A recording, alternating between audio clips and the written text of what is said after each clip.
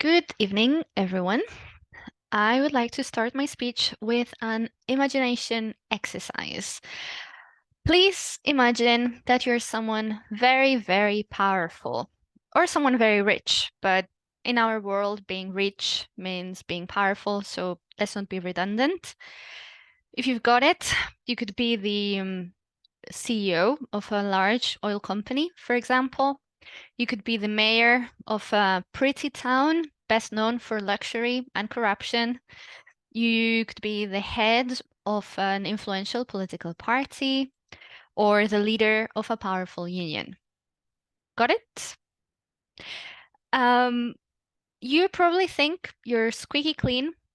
You've never done anything wrong. You like to believe so. But let's say that one morning you open the newspaper, or you open it on your phone rather. No one opens newspapers like that anymore. And you find out that some pesky journalist has published some embarrassing emails that you sent. Or you hear from your secretary that a citizen group has been denouncing the malpractices of your company. Or perhaps a university professor's study has revealed some misdeeds that you committed. Much as it hurts you, those things happen to be true. So you cannot really do much because at court, any judge would find you guilty because you did something at least. Can't you do anything? Or can you? Because you're rich and powerful, as we've established. So you can always slap those people. And I'm not talking about smacking them, hitting them on the head. I'm talking about an acronym, SLAPP, SLAPP, which stands for Strategic Lawsuit Against Public Participation. SLAPPs have probably always existed in one form or another, but now they're all the rage among your people, the rich and powerful. Sounds interesting, right? For this difficult situation that you found yourself in. But what is exactly a SLAPP? Well, it's a lawsuit that you launch against that pesky journalist or that nosy university professor, but not with the aim of winning the case. Your aim is not to punish them. It's not to get the journalist in prison. It's not to get damages from the professor. Your aim is just to silence them. You are hoping that that lawsuit, will either make them go quiet and stop looking into your business, or scare them and intimidate them enough so that they will not try to do that again. You're hoping with your SLAPP that journalists will stop publishing articles about you, or that citizen activists will withdraw their own claims. Sounds pretty handy because they work, I must tell you. SLAPPs definitely work. But now let's imagine it from the other side. Let's imagine you're no longer that CEO of the oil company. You are just a humble citizen trying to prevent your neighbor from being evicted after an investment fund bought their flat and raised rent manifold so that they can no longer pay it. Or imagine you're just a little journalist working in a little newspaper, reporting on how your town is being mismanaged. That's a wholly different context. You go into your office one morning and you find there waiting for you a lawsuit from a big name lawyer firm or a cease and desist letter from the mayor, for example. Well, shoot, you think. Things start coming into your head at speed. What if I'm taken to court and I have to pay millions in damages and lawyer fees? What if I'm found guilty and in prison? What will happen to my family, to my children, to my spouse? Even if you're well informed or well advised and you figure out that it's just a SLAPP and that the plaintiff cannot win and that you will win the case, there's still the stress, the waste of time, the expenditure, the waste of human resources, having to go to court to make statements, traveling to court, paying for those travels. There's the time you have to take off work. There are the scary and stressful thoughts. What if, what if, what if, what if? There is the damage to your reputation. What if other people find out that you're involved in a legal case? And even if you win, the damage to your reputation will stay, because we all know those flashy headlines accusing someone of doing something. And then we all know that the correction headlines where they say, oops, we got it wrong, are never as flashy or as big. So those things start coming into your head. What if? And besides, it's not just for that morning or that week. Legal procedures often take months or years.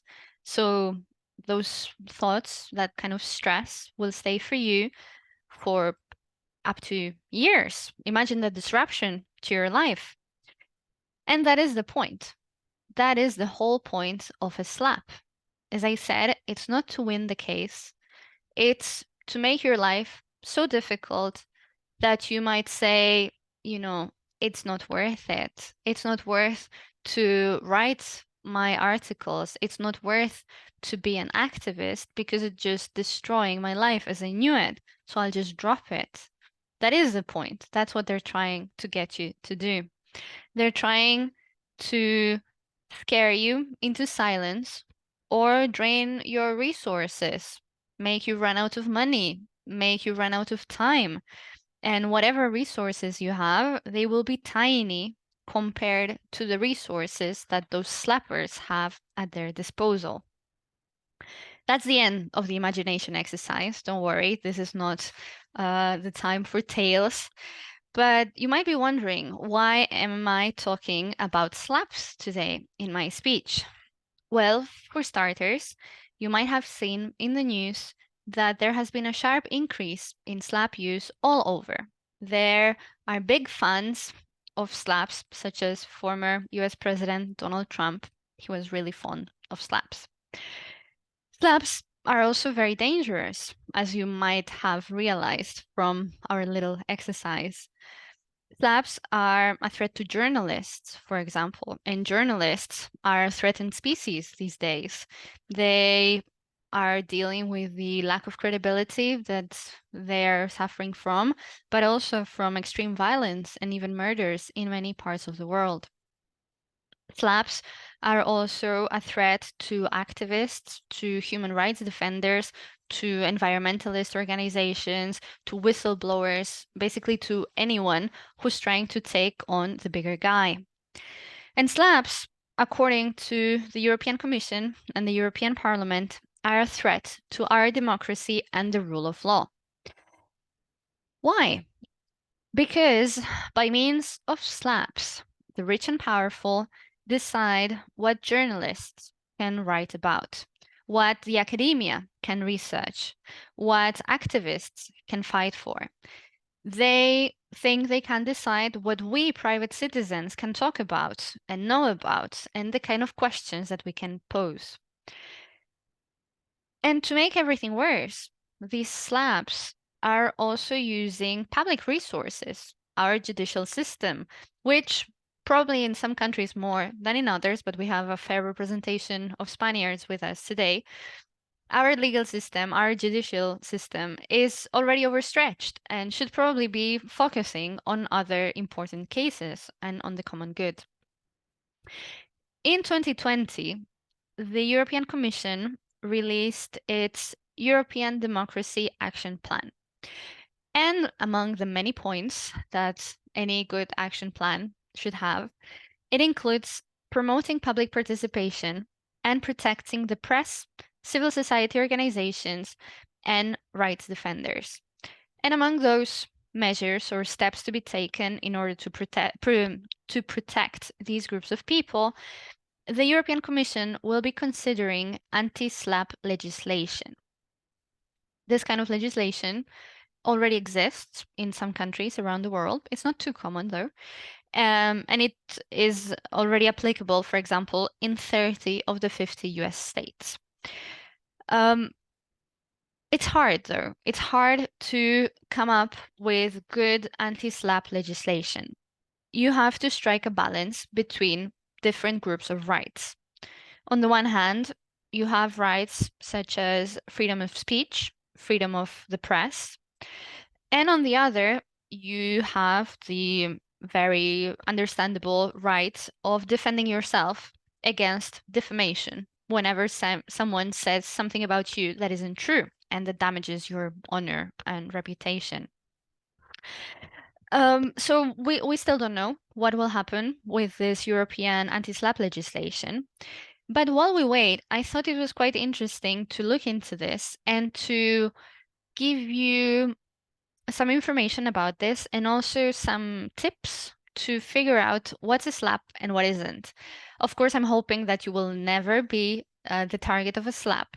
But when you read the news, and as interpreters, we all should be reading the news, we will see those things. We will see lawsuits, we'll see legal cases against journalists, activists, singers, cartoonists. We all have those cases in mind.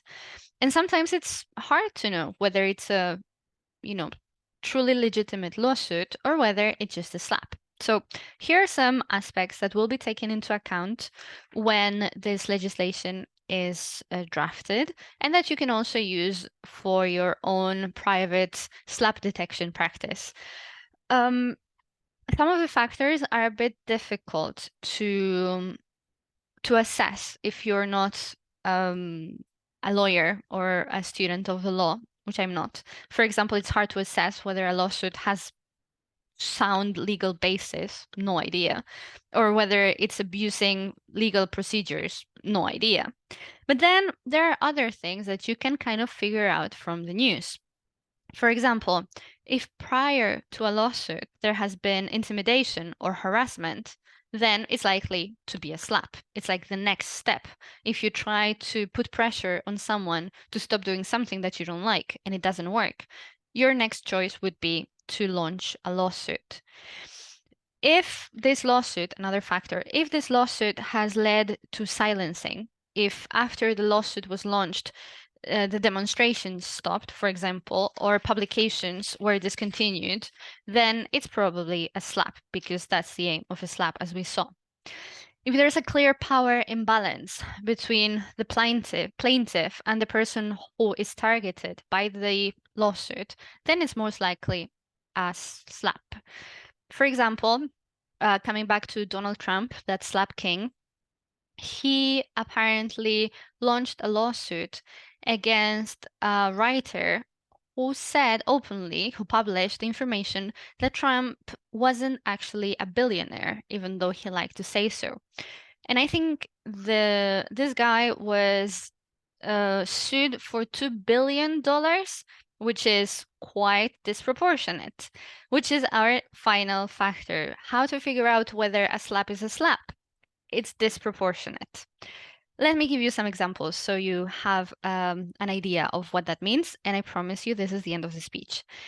In Alabama, for example, there was an interesting case where a waste disposal company stored toxic waste in a town, as you do.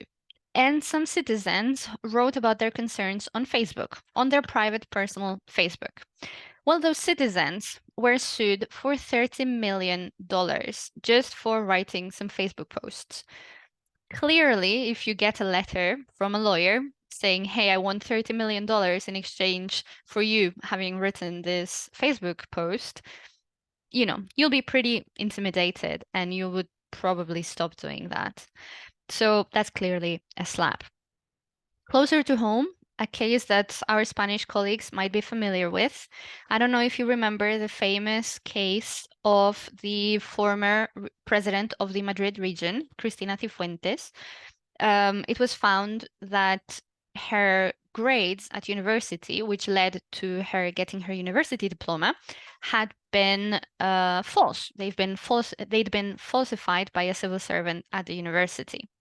Well, she sued the newspaper that published it, the newspaper editor and a journalist who published it, and she wanted them to be put in prison for 2 to 5 years. for publishing a piece of information that was actually true and that led to her resignation. Well, that is disproportionate. That is a slap. By the way, the same people at this newspaper, eldiario.es, eldiario.es, they're involved in a similar case now with the mayor of Marbella in the south of Spain, which is also quite an interesting case in case this has tickled your fancy. Although perhaps after 15 minutes of slap, slap, slap, you're not that interested in that anymore. But anyway, this is the end of the speech. I hope this was interesting, or at least mildly infuriating, that you will keep an eye out for those disproportionate lawsuits and that you're never targeted by one. But who knows? Life is full of surprises. Thank you very much.